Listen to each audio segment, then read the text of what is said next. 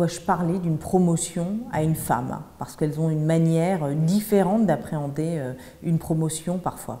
Normalement, on parle d'une promotion à une femme comme on parle à tout le monde, mais c'est vrai qu'il y a certains réflexes auxquels il faut être habitué, c'est-à-dire qu'il est connu et reconnu et assez vérifié que souvent, quand vous parlez d'une promotion à une femme, son premier réflexe, ça va être de dire « Ah, est-ce que tu es sûre que je suis prête?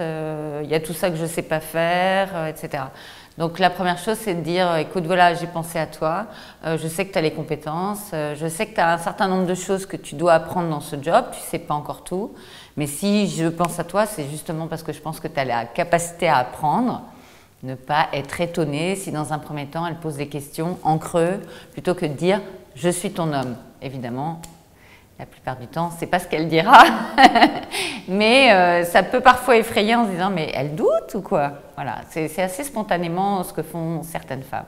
Finalement, quels sont les critères qui vont me permettre de penser qu'elle est contente, d'accord, d'accepter le poste? Ne pas penser que parce qu'elle dit « attends, je vais réfléchir », ça veut dire « je ne suis pas motivée ». Ne pas penser que parce qu'elle dit « je pense ne pas avoir toutes les compétences », c'est parce qu'elle n'est pas bonne pour le job. Vérifier les critères habituels, c'est la compétence, la capacité à apprendre, sa motivation. Souvent, c'est de dire « mais il t'intéresse ce job ?»